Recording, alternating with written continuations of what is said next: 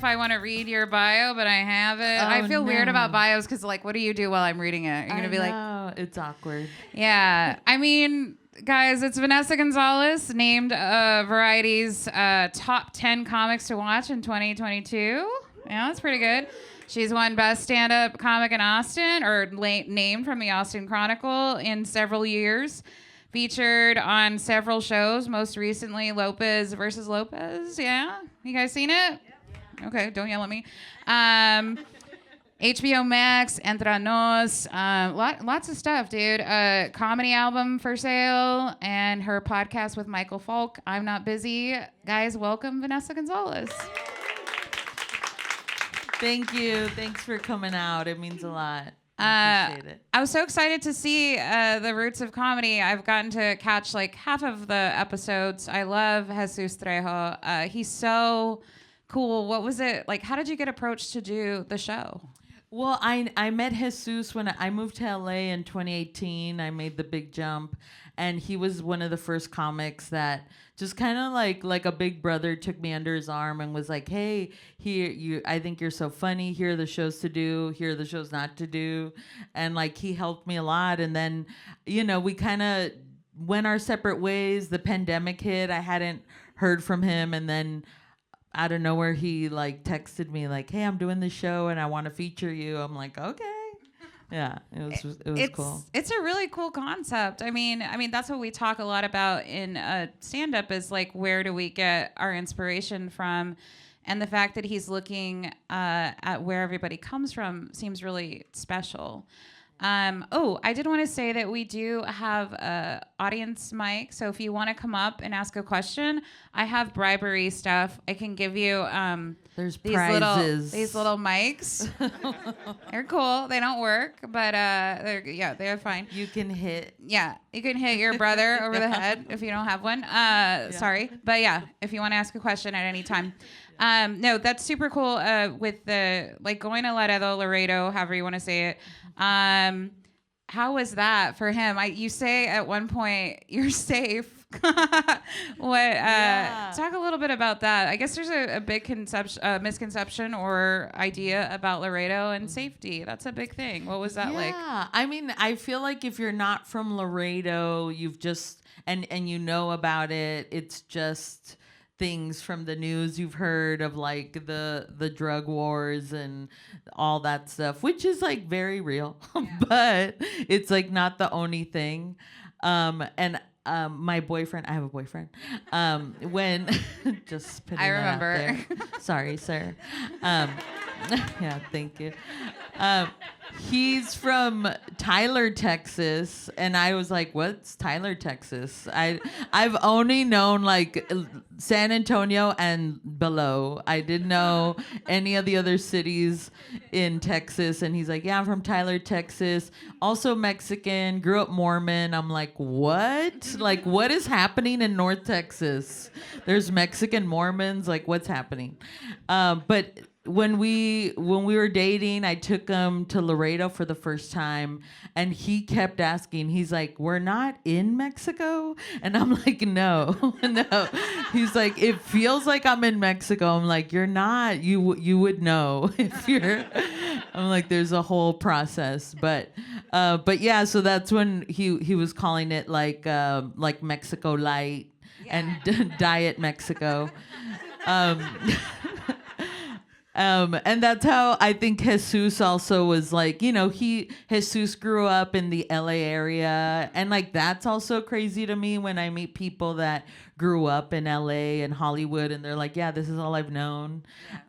So he was also like, what do you do here? And I'm like, eat. That's all. That's all we do. But it was really cool to like bring someone new that hasn't been there and like take them to the mall, and they're like, why does everyone look up when someone enters the restaurant? I'm like, we just want to know. Yeah. We're like that. We're chismosos. We're like, who's here? Like everybody turns, right?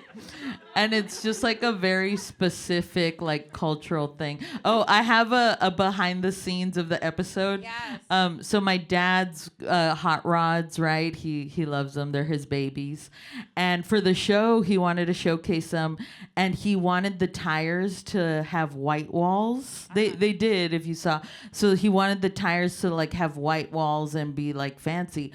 But what he did, because white wall tires are expensive, he bought stickers. So they're white stickers that he just put on the tires. And like I was like, me and my mom were like, what the fuck is he doing? I don't know. Because he was like there like taping and gluing and shit. And we're like, okay, it looks fine. And so on our way to the show, my mom's driving the red car and I was in the passenger seat, and we're driving to the show, and this car next to us was like honking, and I was like, oh my God, I'm being what is it, like, noticed? Yeah, they're seeing like, who's coming. And they're like, oh my God, it's Vanessa Gonzalez. And I'm like, ya oíste. You know, because the guy's like honking and pointing. He's like, hey. And I'm like, I know, it's me. But he wouldn't stop. And then so I rolled down the window and he's like, your tire. And like the sticker had completely come off. And we're just like driving with like a paper on the tire. It was embarrassing. Yeah. But I thought I was being like famous. You're like, yes, no pictures. Come to the show. And he's like, your tire's fucked up. And I was like, oh yeah, thanks. I love that. I was going to ask, is there anything that didn't make the cut? Yeah, I guess not Dad's tires. Yeah. Aww. There is, we also film like this whole thing in the Austin comedy scene. I showcase like 5 of my friends, and we talked about like what it's like to be women in the comedy scene right now, especially in Austin, where it's like super bro-y and like all these people are moving there, and it was so cool, and they cut them out, and I was like, damn it. But hopefully I'm hoping we can like do that somewhere else, some release it. Steal the footage from them. Yeah. Yeah, I mean, there aren't a lot of Latinas, and there aren't a lot of women, and yeah, you're in a bro-y city. Yeah. Comedy has completely changed, and so I thought this was interesting. It was your first time performing in Laredo, right? Mm-hmm. In Cultura Beer Garden, for those of you who don't know, it shut down. It's no longer, and so I think you were one of the last performances there, and it was so cool. And that was something that I saw Laredo changing, right? Mm-hmm. And that was really interesting. Even Sushi Madre, I don't even know how long that's been there. Yeah, but it seems like it's changing a little bit, and then that happened. So what a bummer. I don't mean to bring it down. I was just like, oh my gosh, shout out Cultura. Yeah. No, I feel like I had been attempting to perform in Laredo a long time. I would send emails and stuff, but no one would get back to me. Yeah. And I was like, do y'all know who I am? like anybody? But I don't know. I don't think they did. They're like, who the fuck's this bitch? And I'm like, I'm from Laredo and I'm doing shit. Yeah. Well, there's not a comedy club, right? Yeah. It's mostly like pop up in areas and stuff. So that kind of sucks. But you made the move to Austin, right? And then you tried LA for a couple of years. Yeah. Well, I feel like it was going well. Like when I moved to LA, that's when I got like my Comedy Central special and HBO and all. And I felt like being there was beneficial. I'm like, okay, I'm here. I'm like, hello, I'm Vanessa. But then in 2020, when everything shut down, I was like, oh, fuck. Yeah. I don't know what to do. Like, because in California, they like shut down. They were like, we're not fucking around. And over here in Texas, it was like, it's just allergies. So like everything was open still, and people were still doing shows and stuff. Yeah. Oh my So I was like, let me go back home where there's no COVID. Yeah. That was so weird. The shows that still persisted. What was the weirdest show you did during the pandemic? So I did the Zoom shows. You did the Zoom? Those are so awkward. They were awful. But and it was so awkward, but I felt like I had to just keep doing it because it gave me like, okay, I have this Zoom show. I have to write for it. Yeah. Let me think of other shit. So like it kept me writing, and like it gave me something to look forward to because I wasn't doing shit. Yeah. I was like, I don't know what to do. And it was like kind of, everything was going great in LA, and then everything shut down, and I was like, I don't have a plan B. Yeah. I have a theater degree. I put all my eggs in this, like, I'm going to be a comedian basket. Yeah. And then I was like, oh shit, what if we never perform again? Yeah. It was a weird time. Yeah. I kind of miss it a little bit. Yeah. So yoga every day, it was very nice. Yeah. I was going to ask about, so in LA, how was the comedy scene there versus like comedy in Texas, I guess? Like, I know they're saying Austin is the new LA, right? There's that idea going around. And since you were actually there, what do you think? How you think about that? I think in size, I think the Austin comedy scene is for sure like bigger, and like when I was in LA, there was definitely like mini scenes within the big scene because LA is so big. So you have comics that like only perform in like certain areas because nobody wants to drive like far. Yeah. And so that's what it's like. Austin's kind of becoming that. Like there's so many clubs now. There's something like 15 venues, and so it's like it feels like it's separating into like turfs. It's like you have the people that were here pre-pandemic, and then all the people, Austin, the old Austin, the new Austin, like, and everybody in between. But when I went to LA, I was so scared because all I heard was like from LA, it's like it's dog eat dog, and it's like sink or swim, and I'm like, I don't know, like, can I survive there? Am I good enough? Do I, all the doubts in your head? Am I supposed to look a certain way? All these things. But surprisingly, when I moved there, a lot of the Mexican comics like were like, yeah, we got your back. And a lot of the women too were like, oh yeah, we have a meetup. Like it was very like welcoming in a surprising way where I'm like, this is not what I expected. And so I was surprised that people were like, oh, you're new here? Yeah, we'll help you out. And that was nice. But I don't know if it's like that in Austin now or if LA's like that now. Yeah. I will say that I have noticed like the factions, like it's like a weird little, I don't know, Hunger Games out there. And I don't know if that's like, it's interesting because like stage time, people will fight for it, right? And yeah, I think it's the place to be. But I'm happy in San Antonio. Yeah, for sure. I don't want to move to Austin yet, but I like going there. So yeah. Well, I feel like San Antonio's great because you guys have a great scene, and then this other bigger scene's just like right there. Yeah, it's right there. It's just a drive. Whenever I'm there, everyone's always like, "Oh, did you move here?" And I'm like, "No, but I have a car. I will be happy to come back." Yeah. I was gonna ask about the Lopez versus Lopez show. I saw your little what was your character's name? Gladys. So that's just got renewed. I saw. Yeah. Which in a time where Latino shows are not getting renewed, I think a recent article that I read from Variety talks about most Latino shows are canceled before they hit a 20th episode. Which is staggering. Recently, I was working with Chris Estrada. His show got canceled this fall. It was so good. And it was so good. It was so funny. What do you think about the staying power of Latino shows?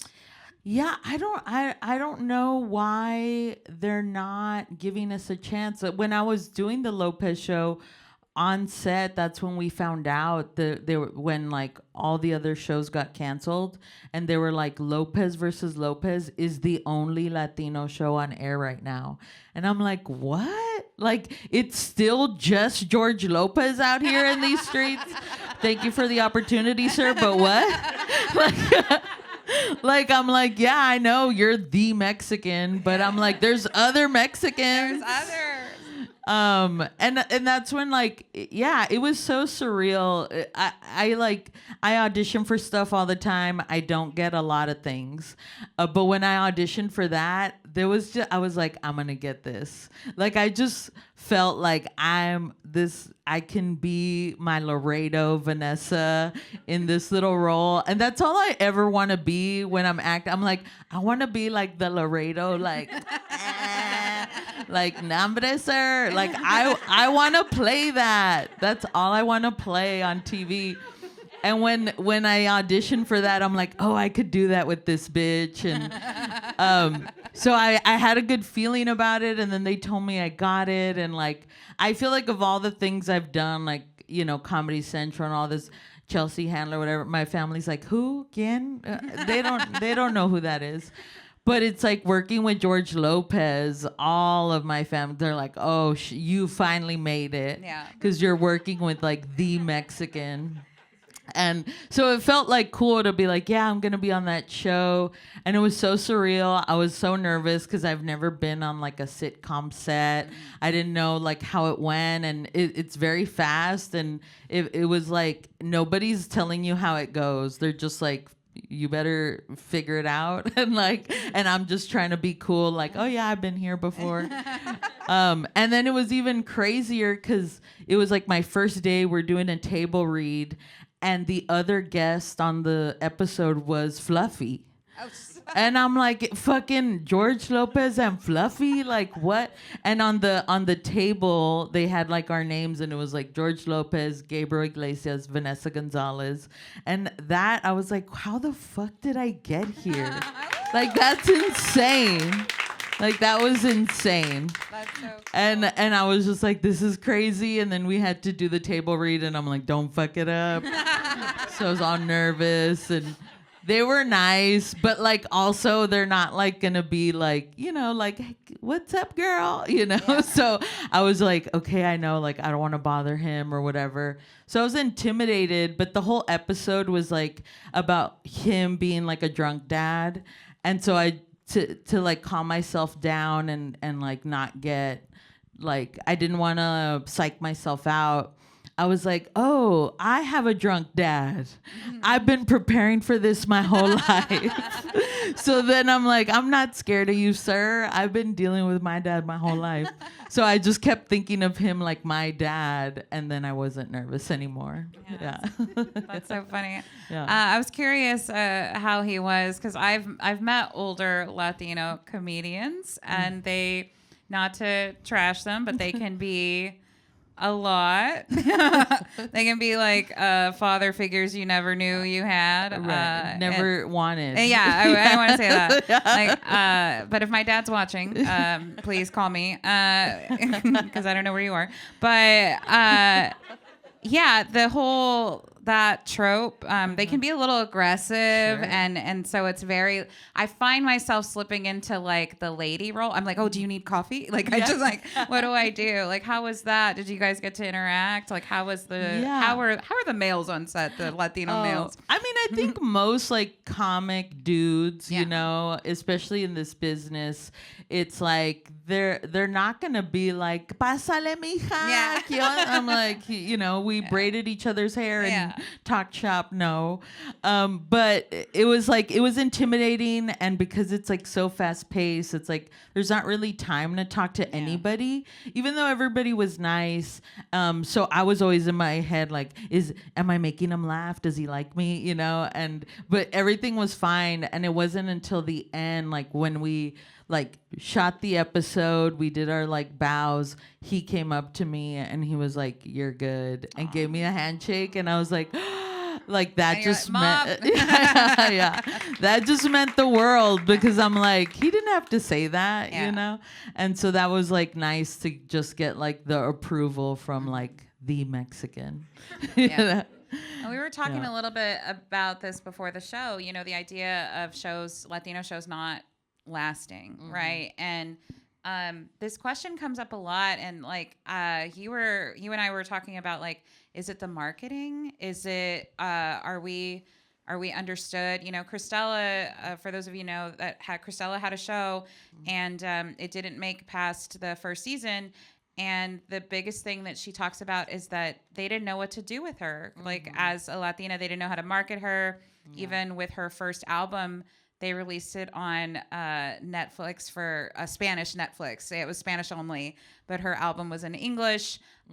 So, I mean, do you think it could be the marketing? Do you think it's like they don't know how to market us correctly? Yeah, I feel like it doesn't make sense. It's like they want us, the Latinas that I see that like have very successful careers are like, you know, J-Lo, Eva Longoria. It's like we have to be all chichas out or Mama Coco, and that's it. Yeah. There's no in between.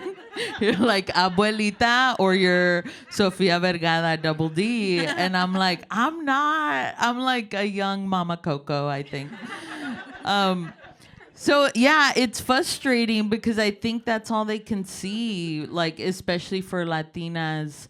It's like if you're not like the sexy, you know, I don't know, like thick accent girl, then what are you? Yeah. And so yeah, I don't think they know how to like market us, or like they only see us in like a certain way. And what I hear, and from my experience, like when I've seen like TV shows about Mexican families, it just like misses the mark a little bit with like the cheesiness. And it's like, yeah, that's us, but it's not really, because if it was really us, we would be more like this, or, you know, so even like the Spanglish talking is not, it doesn't even sound real, because I'm like, we don't say every other word like, oh, I can't, you know what I mean, right? Yeah, when I was little, my aunt would always be like, look, you're doing too much Spanglish. Like, you need to choose English or Spanish. And that's how I forgot Spanish, like literally being a little girl, just because I'd be like, apaga la light. Like something stupid like that. She'd be like, no, you pick one. And I picked English. It was, you know, it seemed more acceptable.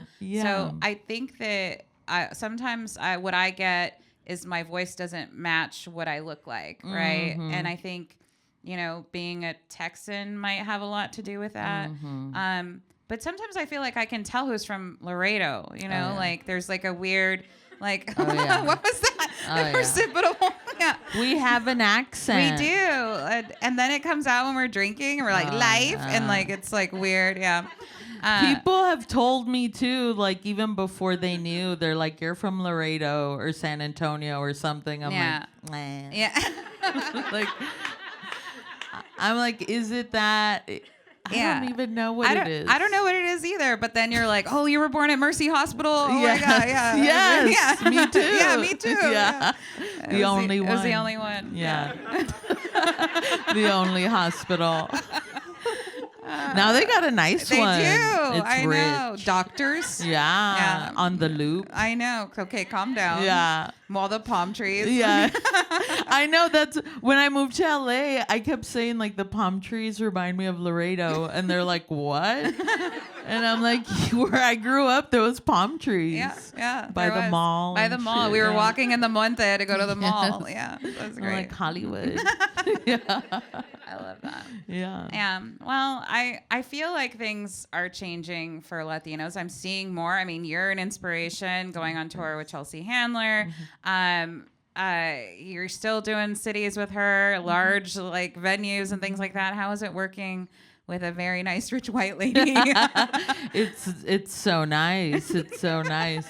Yeah, it's been so great, and like just feeling supported by like another female comedian, and it's inspired me. Like that's what I want to do also, as I get, you know, to start headlining more and doing my own tours. Like I want to bring people up too, because I feel like that's like not the only path, but it's a significant path. I definitely felt a lot of doors open just by getting like a generous hand from her of like, here's the stage, here's this opportunity, here's more people to see you that would never see me before. Yeah. How is it performing for her crowds versus yours? Yeah. It's different for sure. It's definitely, when I'm opening for her, it's a lot of white people. Yeah, love them, praise them. But then it's also great, and I'm getting excited that I'm headlining more now, and like my crowds are like coming to see me, and it's people that look like me and women that look like me, and that's just super special. Where I couldn't ask for anything more, because I'm like, I'm doing this for you because I am you, you know. I want y'all to get it.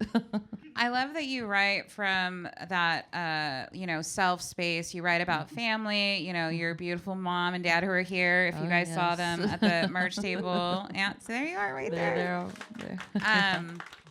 What is it? So, and some comics don't do that. They write, observationally. How is it writing from a space of family and like your own experiences?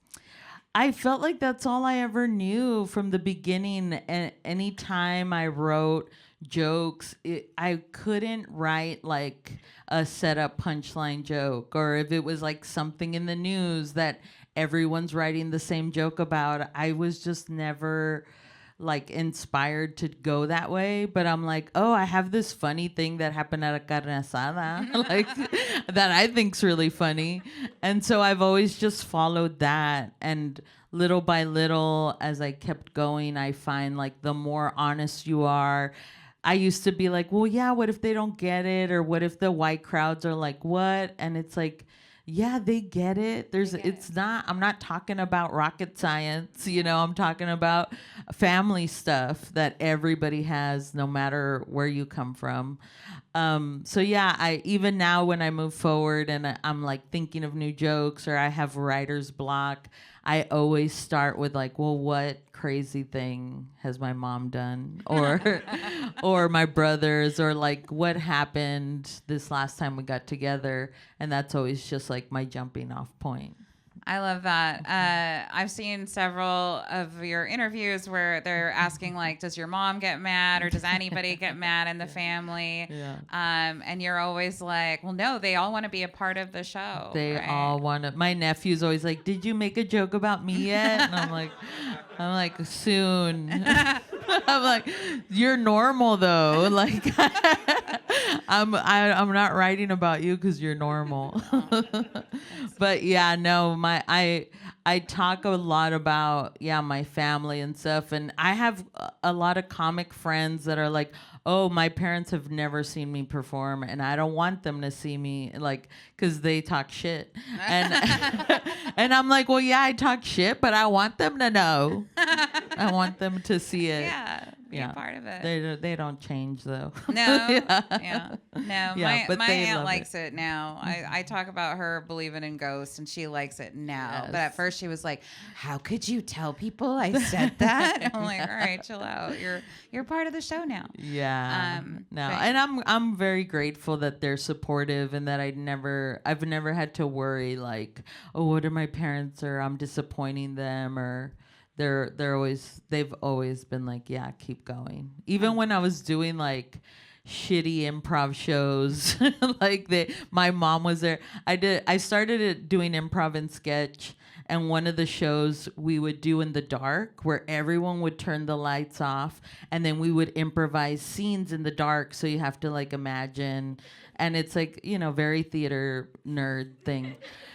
And my mom comes, of course, she brings chips, salsa, like, because it said BYOB, but she brings like a whole like picnic. And so it's dark. We're doing a show with mics. It's supposed to be quiet. And then I just hear the chips opening like, and she's like, I can't see anything. I'm like, oh my God. It's an immersive experience.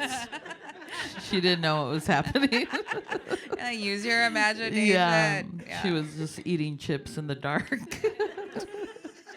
I love it. Bring your own snacks. Yeah. That's so funny. Sketch comedy. You were a theater major, and then you were a part of a sketch group, right? When you went to Austin. Did you do a lot of characters? Was it like what was your go-to? So my first sketch group was the Latino Comedy Project, and I didn't know how it worked. Like I knew I wanted to do sketch, so I like emailed them and I was like, "Oh, can I audition to be in your group?" And they were like, "It doesn't work that way," but like, cause usually comedy groups are made of just friends, that people that already know each other. So it's weird to be like, "Can I be in your group?" But I didn't know that at the time. I was a theater nerd, so I thought you auditioned for everything. And they were like, it doesn't really work that way, but we like your gumption. So they were like, do you sure write a monologue? And I had never written anything before.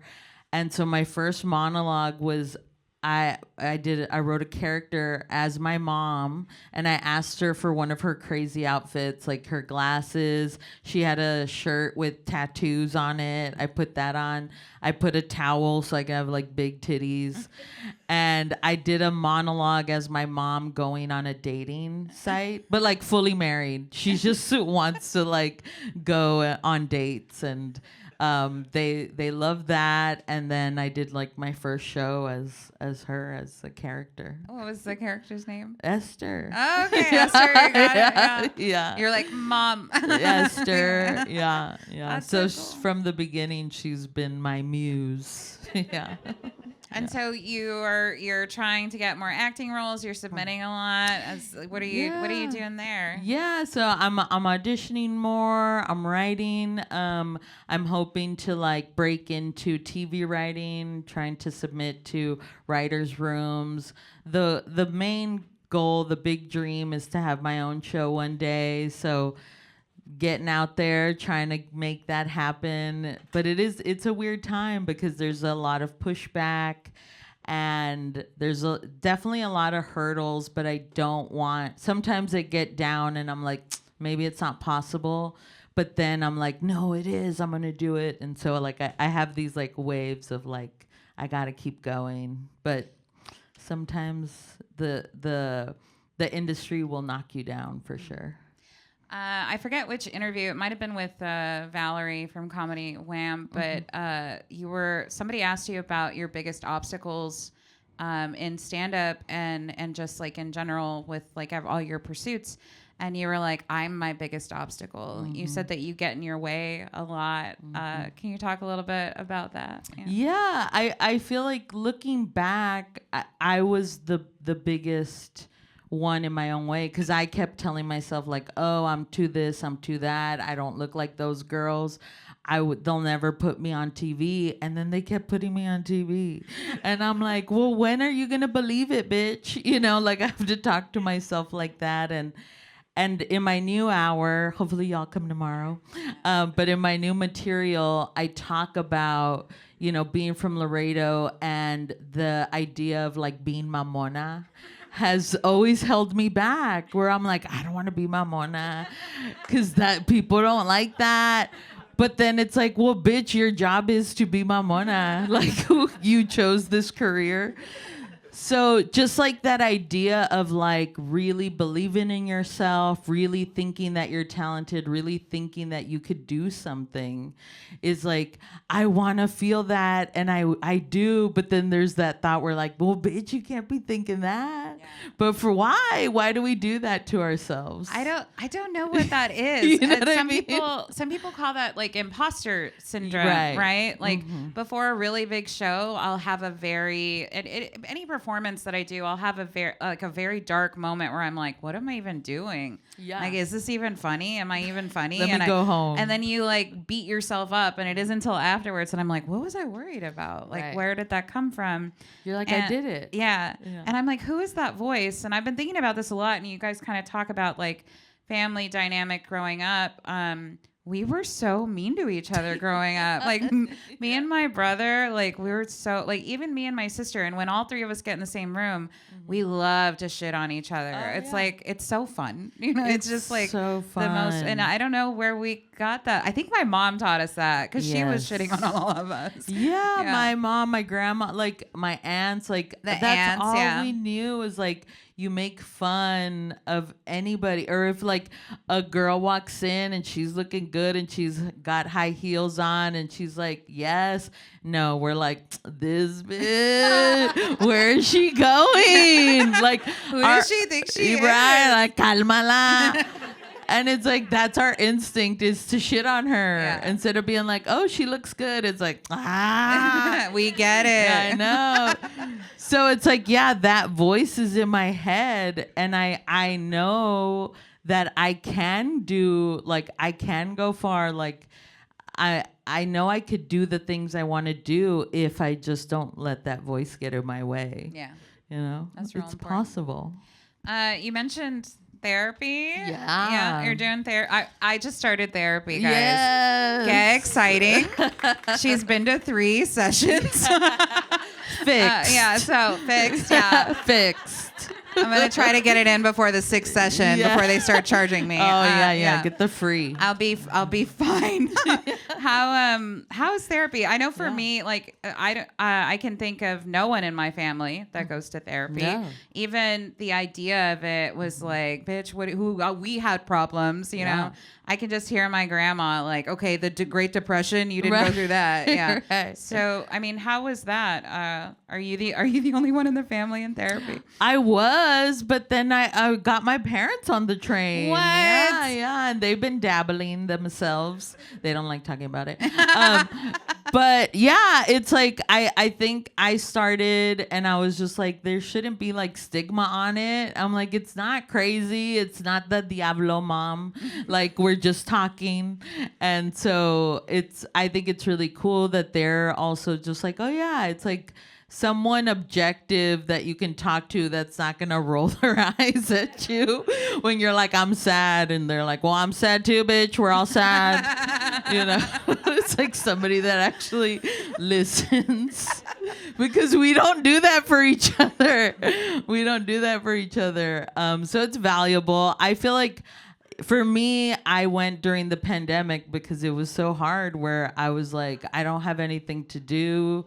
So I'm like, I guess let me talk to somebody. And so it's been really cool. And I think it's helped me with like my confidence and like pushing against that voice that's like, don't do that, that's too much, or you can't, or whatever. It's like, no, I'm gonna shh. You be quiet. Let me fucking make my dreams come true. Yeah. You know? And that's an important thing. And I think you hit the nail on the head, the objective voice. Mm-hmm. I've noticed that, like, I'm trying to get my sister I'm like, this is her plea for her to get into therapy. But after a session, I was like, they said this. And she's like, bitch, I've been telling you that. And I'm like, it doesn't matter. It came from this lady. I trust her more than I trust you. Exactly. And it's because of they're on your side already, you know, so you never know. So yeah, I do like that third voice. Yeah. For now. We'll see. For 3 now. sessions. We'll see. Ask me after 6. Yeah, but I think it's so great. And yeah, I'm just like, I think I also grew up being like, yeah, people that do therapy are like, something's wrong with them. And then now that I'm older, I'm like, oh, we're all fucked. Like, it's not just me. Yeah. You know? Well, I mean, statistically, comedians, they have a high suicide rate. There was a whole book that came out recently, and I was like, ew. So, I mean, I'm glad that people are seeking help. And I think, too, like, for me, it's a balance, too, because it's like... in the beginning of my career, and I think what fucked me up in the pandemic is like, oh, I'm putting like my whole worth on my career and my success of like, oh, the more I do well, then that means I deserve love and my parents are proud. But then when it all stopped, I'm like, well, now what? Yeah. You know? And so it's a balance, and it's tricky. I know a lot of comedians get depressed and suicidal and stuff because it's like, well, my career's not going where I wanted it to go or as fast as I wanted. And that's where I was kind of going. I'm like, oh, no. I need to, like, yes, I have goals, I have dreams, but like, what other person puts their whole like worth in their work? Yeah. It's like, no, I need to also like clock out and just be happy as like regular Vanessa that's not a performer and that doesn't need to, you know, so it's a balance. So that's a great next question is like, I wanted to know, like, how do you, so you're clocking out, like, how do you find balance? Because you're talking about writing, you're talking about performing, you're traveling. I don't know if you still do the web series, the the Miss Vanessa. Yes, I loved it. I yes. saw Roxy in a couple of yeah. those. So it's, I mean, it feels like it's a constant hustle, this game, right? Yeah. So it's like not hanging your worth on it does ground you, right? But are you always on? Are you giving breaks? And like, how do you find that? Yeah. I think in the beginning, because I started at 22. At 22, I jumped into the comedy scene, and it's like, you say yes to everything. They're not paying you. You're doing 10 shows a week for free, but you're happy to be there. And it's like, yeah, I was doing that. And it's like, well, they like me. And it's just about like the hustle, the go, the more you do. And I think now I'm like, I hit my 16th year doing this. Woo! Yeah, that's good. Yeah. Thank you. And I'm about to be 39, and I feel lucky that I'm in a place where I'm like, I don't got to do all the shows. I can say no. I could take a weekend off and like go just travel with my boyfriend. I have a boyfriend. And like go to a family thing. There was, I think most of my 20s, I missed all the like weddings and quinceañeras and stuff because I'm like, oh, I got a gig, I'm performing. And so I'm grateful that I'm in a place now where I don't have that like, well, I can't say no. Because then it's like, no, I could say no because they're not going to pay me. Yeah. So I'm going to say no and it's going to be fine. You know, so it's like, it definitely, I think all comics feel that in the beginning. Like at first it's just like, well, we're in a race. But it's like, it's not really a race, whether you're just starting or you've been doing it for 16, 20 years. It's like the whole time you have control. But it's hard to like get caught up of like, well, that person's doing this and always comparing yourself and they got that and I didn't. And, oh, it's because I'm this. And then it's just like all those things. It becomes like a cycle. Mm-hmm. Learning how to say no is like a big deal. Yeah. I think I just started learning to say no, and it feels so good that now I'm like, wait, should I say no even though I already said yes? Like I start getting like that about shows. Mind. Yeah, I'm like creating little mini because dramas. saying no's mamona. Yeah, exactly. You can't say no. I miss that word. I'm bringing it back. Yeah, hell yeah. I can't wait. Yeah. And for those of you that don't know, Vanessa's headlining tomorrow at Laugh Out Loud. It's our first time headlining the local improv here. It's going to be a good show. I'm featuring, so you should come out. Thank you for letting me feature for you. Of course. I promise I'll make it fun. I'll do it. Is Mom going to be there? I'm going to say a dirty one or two. Mom's going to be there. Yeah. Sorry ahead of time. But yeah. You don't need to apologize to her. I want to talk about being a female comedian a little bit. I know we have in previous conversations, but I think it's like just really important. There is a certain like stigma that occurs, a certain like the all female shows thing, all that good stuff, where they can feel empowering. Sometimes they can feel insulting. Yeah. I do feel like female comedy is going in a real positive direction now. Maybe I'm hopeful. No, I think so, yeah. But how do you feel now versus when you first started as a Latina comedy? That's like a comic, yeah. Yeah, it's been like ups and downs for sure. I think a lot of in the beginning of my career, it was like I was only on Latino lineups. And I was like, okay, that's cool. And then when I start like touring with like Chelsea and other people, it's like, well, now you're only performing for white people. And I'm like, okay, well, let me go back to the Latino. It's like, you're never going to make everybody happy. So it's like, again, another thing where you get to choose your own path. And I've been a part of like cringy, title where it's like, when it's like all female lineup and it's like that ladies of the night, that time of the month, and you're like, what? Why are we? We're all bleeding. Yeah. It's like, why do we have to call it that? Yeah. And so it's like when I do my shows, I'll have like all female lineups, but I don't call it any. It's just a comedy show. Yeah. Just like you would go to another comedy show and it was all dudes and nobody would bat an eyelash. And it's like, so is mine. But then sometimes the dudes get all mad when you do all girl lineups and they're like, what are you trying to do here? And it's like, nothing, bitch. What you're doing. Exactly. It's not, there's no difference. Or sometimes when I'm on a show with a lot of men, I'll be like, I'm the diversity hire. As like, it's the joke that I make and they get all like sensitive about it. They're I'm so like, dude, sensitive. you guys are more sensitive than us. I don't know where it's coming from. I know, but it's true. And like even now, like I'll still be the only girl on lineup sometimes, and I'm like, whoa, this is you're the acceptable wild. One. Yeah, but it's crazy because I know so many women comics, so many Latina comics, and I'm like, I have a whole list if you need, you know, if y'all need. But I don't know why it's always just like an afterthought because it's still very ran by men. And like most bookers and everything, it's like it's all dudes. So it's hard to be like, look over here. You know, we have all these other comedians you can book. Yeah. No. And there is like an image thing too. I think that's why I always thought stand up wasn't for me because I wasn't the part. Yeah.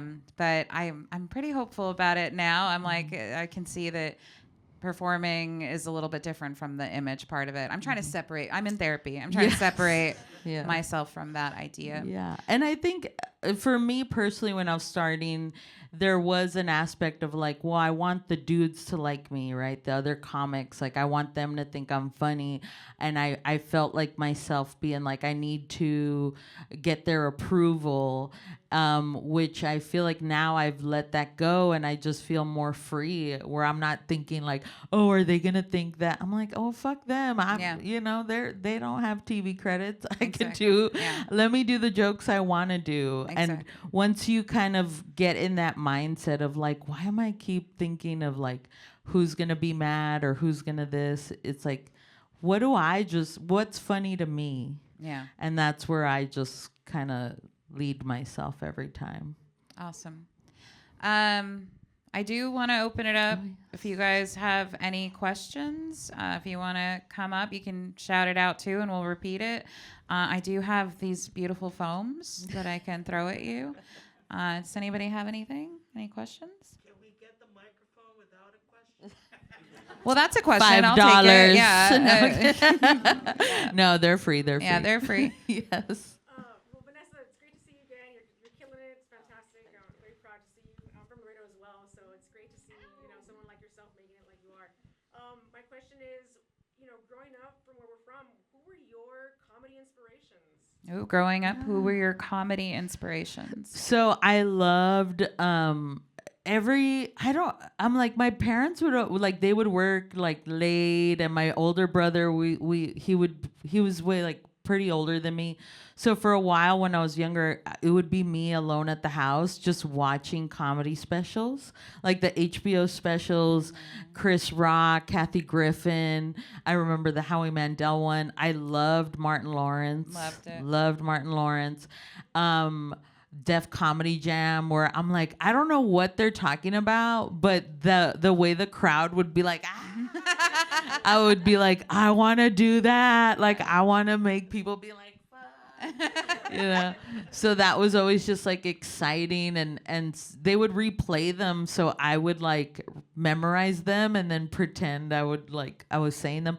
But even as I got older, I'm like, there's no way I'm going to do that. It's so scary to talk by yourself on stage. So it's crazy to me still. Every time I have to do stand-up, I'm like, this is scary. Why? Every time.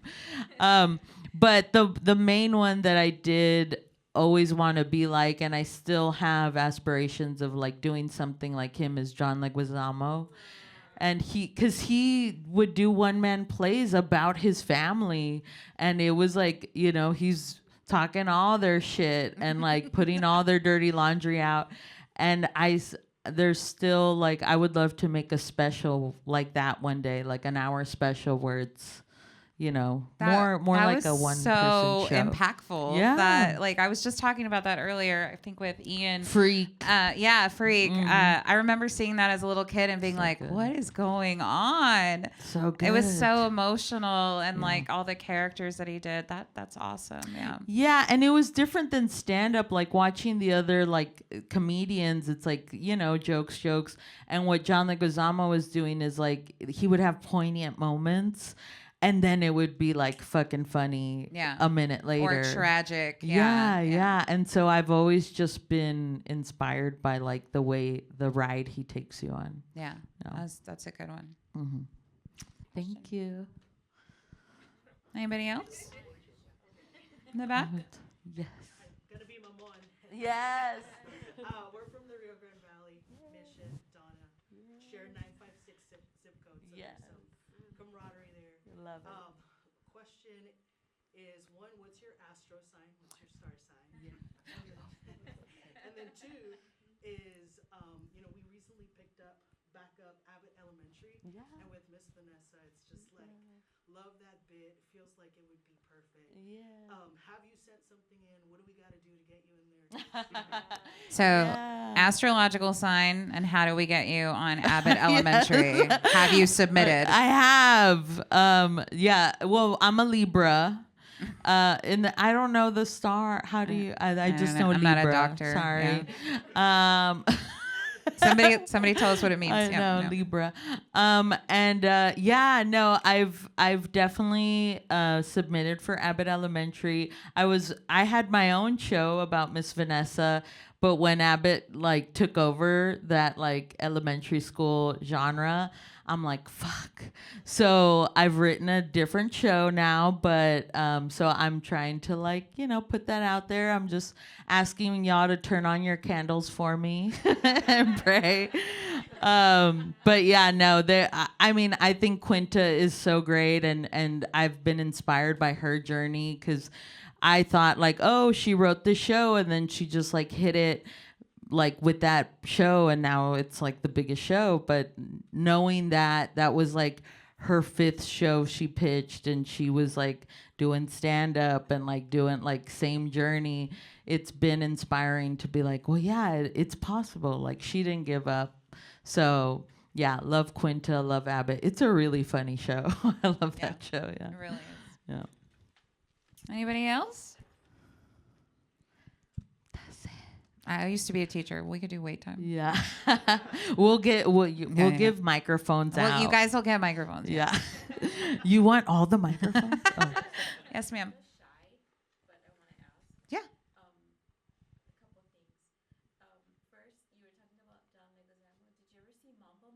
Oh, yes. Loved Mambo Mouth. So good. Yes. I did see the Roots of Comedy special prior to this, and I just loved it. Oh, thank you. Oh, Mama, you're here. And I was just wondering, does your boyfriend have an uncle? Yeah, he does. Are you Mormon?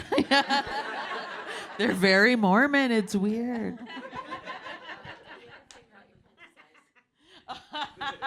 Yes. I'm like, now I just tell him stretchy, just stretchy. Oh yeah. Did you ever figure out the panty A size? stretchy medium. Yeah. That's what Look at the Hanes. yeah. Boy The shorts. Stretchy. Yeah. Yeah, but no, thank you for coming and seeing the episode and all that. Thank you all for coming. It means a lot. Yeah. Oh, yes. Where's your go-to Mexican place in Austin? Because when I lived there, they had none. Go to Mexican. know. It's bad. In Austin? Yeah. I feel like like a lot of friends that are from Austin, they're like, no, this place is good. I'm like, it's not. It's not the same. It's not like Westlake. No, it's not. What I do where I go that's like tolerable when I want a good margarita and like a queso, because I'm like, they can't fuck that up. I go to Curra's. Oh, I like them. Yeah, curris. Curris. It's tolerable. But it's also black beans and like it's black beans. Black bean. Why do they yeah. like the black bean so much? I don't know. What are My they afraid mom's of? really mad about it. Like, I would just make the pinto beans. They yeah. can. I know. Or they could even do it like the taco trucks and put the little weenies. You know, Yeah, it'd be I fine. think they say it's like Oaxacan or Okay, something. prove it. I Yeah. know, right? But we're like, no, we want the Laredo style. Not more deep Mexican. Yeah. We want No. Jalisco. We want Laredo style. Also spell it. Yes. You can't even. Yeah. I know, exactly. All right. Yeah. Well, I think that's it. I want to wait. Mom, you got a question? Yes. While you were watching the comedy shows, where was your little brother? You were supposed to be. No, he Vanessa? wasn't born yet. He wasn't born yet. This was when I was elementary. Yeah. And because she had a baby at 40. Oh well. That's her fault. Ooh, yeah. That's scary. Yeah. He was an accident. Did you? Oh, this is for me. Just because I watched the Howie Mandel special and I used to watch it over and over again. I used to say the jokes back to my mom and I would get in trouble.